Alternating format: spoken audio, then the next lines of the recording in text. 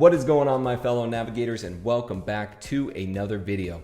Today I'm going to be discussing the best way, in my opinion, to get started as a Pokemon cards investor and my recommended initial investments to set yourself up for long-term success. Now, the reason that I wanted to create this video is I wanted to show you all how to begin investing in Pokemon cards in a financially sound manner so that you're set up for long-term success. Over the last year, I've heard numerous reports of individuals who go out and purchase Pokemon cards on credit and then end up with thousands of dollars worth of debt. And this in no way is the approach that I want to portray here on this channel. One of the main reasons that I started this channel in the first place is I wanted to take my previous experience, well, really it's my current experience as well, as both a financial advisor, but someone who is adept in the world of finance, and be able to provide you this information in the capacity of Pokemon cards so that you're able to make sound business decisions. That's really what it all boils down to here, guys, is making sound decisions, whether that's in Pokemon cards or any other investment. You want to make sure that you've got a good foundation to start on. And after years of this financial experience, I know what constitutes a prudent approach to investing, and that's what I want to provide to you here today. But before we get started, guys, you know what to do. Go ahead and hit that thumbs up button, especially if you're a new investor and you like the content that I'm putting out. Also, go ahead and hit that subscribe button and join this community of like-minded individuals. And last but not least, go ahead and hit that notification bell so that you don't miss a single video. So let's go ahead and get started here, guys. Now, the first thing that you want to do before you ever become an investor in Pokemon cards is that you want to focus on creating a financially sound foundation for yourself. Now, this really comes, in my opinion, in 3 steps, and this is what I would recommend. The first thing that I recommend doing is going and watching a previous video of mine that deals with investing in Pokemon cards on a budget. I'll go ahead and put that up here in the eye for you. And in that video, I discuss really 3 different ways that you can start creating the working capital that you're going to need for your investments. And that includes things like reallocating your existing funds to include Pokemon cards. That could mean fitting your Pokemon card investment into your existing expenses, or you could also go down the route of even picking up part-time work that in essence acts as a quasi angel investor for your Pokemon card investments. So really 3 different ways there. Now, with that approach, some people will say, well, this really has no relevance to Pokemon card investing and, it's just general budgeting advice. But realistically, any time that you're going to be making any type of investment, I think you should always have the financial capital ready to go before you actually go down that path. So whether it's Pokemon cards or any other type of investment, you want to create that capital first and foremost. And that video is going to give you 3 different ways in which you can do so. So the second thing, now that you've watched that video on how you can build up the capital necessary for your Pokemon card investments, the next thing that you can do is, if you have any Pokemon cards currently in your possession, go ahead and try selling those to help build up capital as well. So for many of you out there, you're probably getting back into the hobby maybe after many years, and chances are you probably still have Pokemon cards on hand. And this is a great way to go ahead and build up that capital as well. So look and see what you have. Go online, do some research, see if those cards are selling frequently, and if you have a viable chance of selling those on the open market. This will help you build up the capital that you're going to ultimately need once you start making those investments And it's also going to give you good selling experience as well, which is an asset that you're definitely going to need if you want to succeed in this endeavor. Now, the third thing here, if you don't have Pokemon cards currently in your possession, maybe you sold those off over the years, or maybe you've just gotten rid of them, as most people have done, over many years of being estranged from the hobby, go ahead and just look around your home, your apartment, wherever, and look at items that you have in your home that are no longer serving you. When I first got started into the hobby, this was actually one of the approaches that I took as well.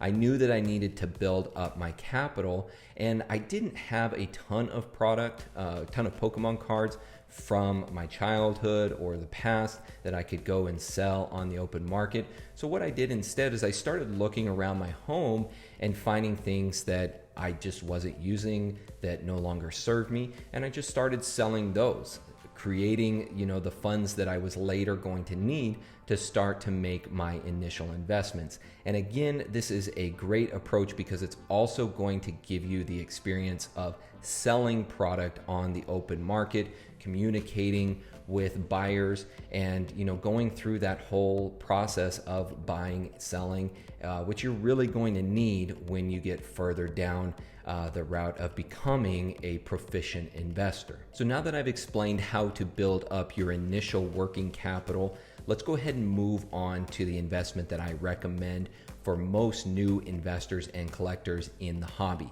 Now, I say most new collectors and investors because for some of you out there, you may already have a significant amount of disposable income or working capital that you're going to be using, but chances are you're probably not watching this video in the first place. But for the rest of you out there, this is going to be really important because up to this point, you've worked really hard to save up this capital, so we want to make sure that we're putting it to its best use. So one of the best first investments that I recommend for people new to the hobby are these right here.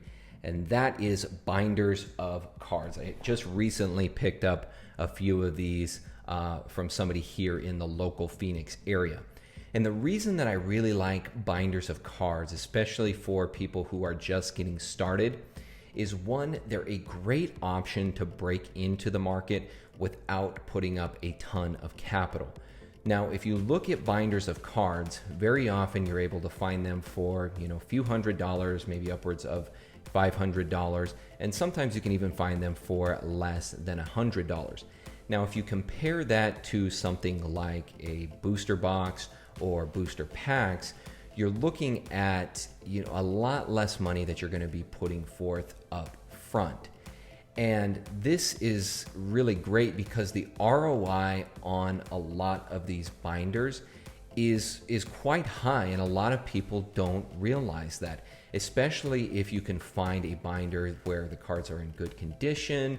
There's cards in there, especially of a vintage variety. Now, the problem with that is that it does take significantly more work to reap a profit margin on binders of cards. And I'm going to get into that here in a moment of exactly what's entailed in being able to turn a profit when purchasing binders of cards.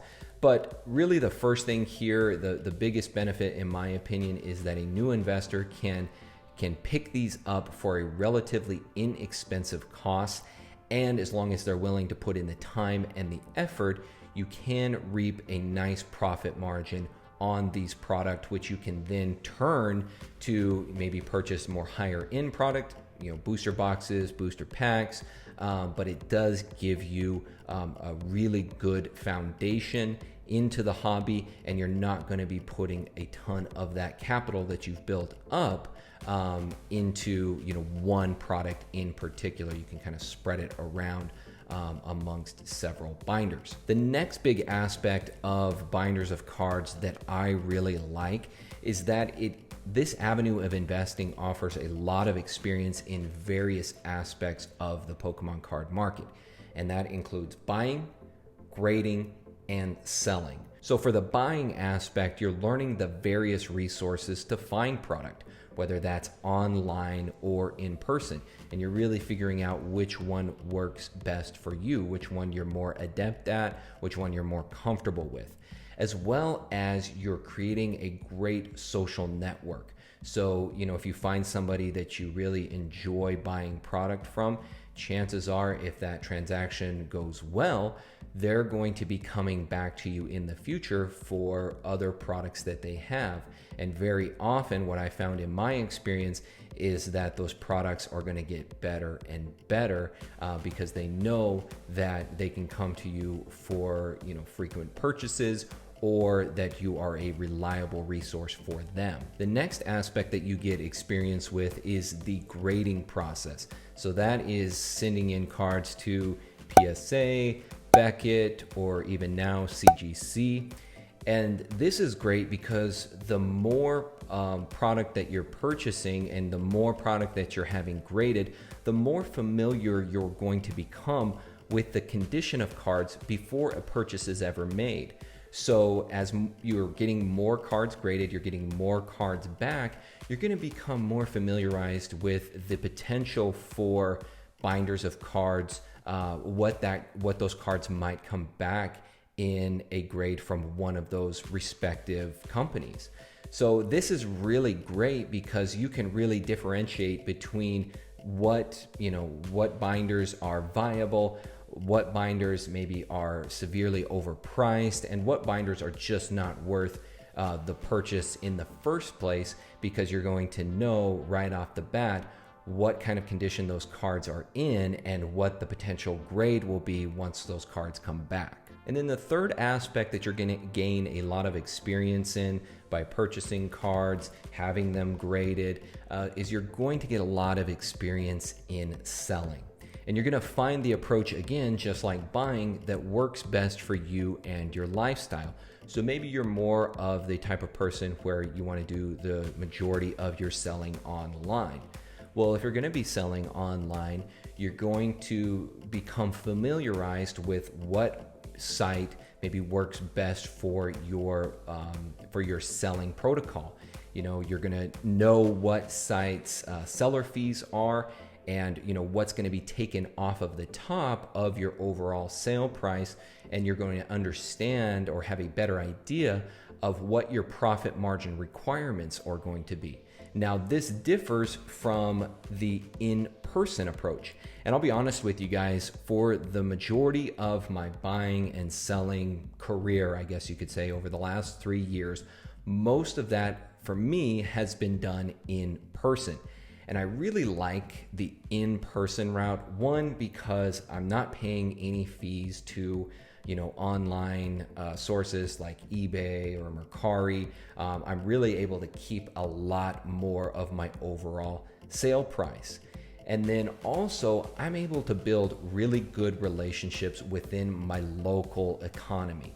So when I find individuals that purchase from me very frequently, chances are they're going to be coming back. Just as I explained before, if you are the buyer, you're going to be coming back to me very frequently for product.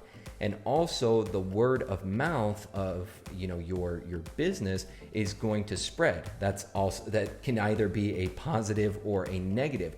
So I believe when you're doing business in person, you're holding yourself to a higher standard because you're actually seeing these people face to face. And I feel like when you do that, when you see people in real life, there's a lot more empathy there. You're able to work with people in a different dynamic than you would be online.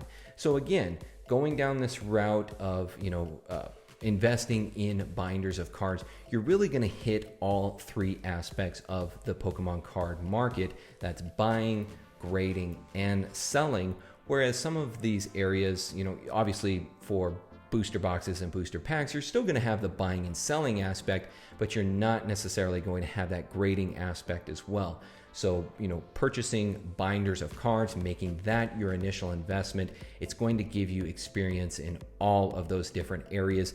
And as I said before, just to recap, you're also not going to be putting forth the majority of the time the same amount of capital to invest in these products as if you were going out and buying expensive booster boxes or booster packs. So now that I've explained how to create the capital necessary to start your Pokemon card investing journey, how to get started with your initial investments, which in my opinion, as I said, I recommend binders of cards.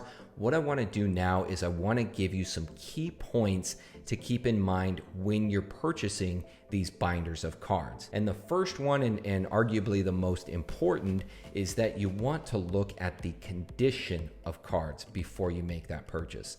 And again, this is one reason why I prefer the in-person buying and selling process, because if you're purchasing these in person, you can take a magnifying glass with you, you can take high-powered lights with you so that you can see exactly what a grader might potentially see when you send those cards in to have them graded. So that's why I like the in-person route versus buying online. There's a lot of time where online you're making a purchase and someone either just isn't familiar with the hobby, they're not sure what they're talking about, and they're saying maybe these products are near mint, and you get it back and they're just, they're in horrible condition. So that is the downfall of buying or even selling online, is you don't have that, you can't get your hands on the product. You don't have that tangible aspect to it. Now, with that being said, if you do go down this route of purchasing binders of cards, you're looking at the condition of the cards. Preferably, you want to try to get cards in a PSA 8 or better. Now, for those of you out there that maybe aren't familiar with the characteristics of what a PSA 8 or better looks like, I'd recommend go ahead and go online and go to some of these websites. Go to PSA, go to Beckett, go to CGC, and get an idea of what those type of cards look like. As I said, as you go along in your journey, you're going to become more familiarized with what certain cards may potentially come back. I mean, once you've seen hundreds and hundreds of cards, you're going to be much more adept at identifying the potential grades that they're going to come back. But as I said, you want to focus on the condition first and foremost, and ideally you want to get cards that are a PSA 8 or better. The second key point to keep in mind here is that you want to know what the current market value of the cards in that binder are compared to the price that you're purchasing it for. So realistically, if you've got vintage cards in there, they look like they might potentially be PSA 8 or better, you want to kind of get an idea of what those cards are going for on the open market, at least in their raw form. And when I mean raw, that means just ungraded. So you want to see what those are going for, what you potentially would be able to sell those cards for compared to the price that you're actually purchasing the binder, because you're also going to want to take into consideration other costs of selling those products, and we'll get into those here in a moment. But you want to get an idea first and foremost of what those cards are selling for on the open market, so that you can get at least a tentative idea of what your profit margin might be. The third key point is that those cards, you want to also look at the popularity of them and how frequently they've been selling. So just because a product or a card is valuable doesn't necessarily mean that it's selling frequently on the open market. Sometimes even cards of lesser value are more popular just based on collectors' preferences, and those cards might be selling more often. And the last thing that you want to do is be sitting on these type of product for a long period of time, especially if your intention is churning a profit and using the profit to then reinvest into other product. So you want to be able to sell these product relatively quickly, and if a card is just sitting in your inventory, that's really not going to do you any good. So go ahead and do some research, understand how often each card has been selling, and then you'll get a better idea of whether that particular binder of cards in general is going to be a viable purchase. So once you've done all of that, the fourth key point that you want to make sure that you check off before you actually make that purchase in that binder is you want to calculate an estimated profit margin after you've taken into consideration the cost of the purchase, having the cards graded, and potential shipping costs. These are all going to be important extraneous costs that will take off the top of your profit margin. And these are things that you want to make sure that you consider before you actually make that purchase. So as you can see, guys, this is considerably more work than just going out and purchasing expensive booster boxes or booster packs. But the entry costs of this approach are much lower than, going down the route of purchasing booster boxes and booster packs. And the experience that you gain in the process will realistically be invaluable to you as you continue your journey as a Pokemon cards investor and collector. And this, as I said before, it's just my opinion on it, guys, but this is how I got started when, I started to learn more about the potential of Pokemon card investing. And as I've said before, my approach here on this channel is to try to provide you with a financially sound basis to go down this route of investing in Pokemon cards. I'm not the type to say, go out and, put things on a credit card and just try to pay it off as quickly as you can. Realistically, I want to try to bring the information, the knowledge that I've gained from being in the world of finance for several years and provide you guys with a foundation that you can really have long-term success. So that is going to do it for today, guys. Thank you so much again for watching and for coming back each and every week. And if you're new to the channel, go ahead and hit that subscribe button, join this community of like-minded individuals, and also go ahead and check out some of my other videos on the topic of investing. With that being said, guys, my name is PokéNav. I'm here to help you navigate the world of Pokemon one video at a time, and I will see you all in the next video.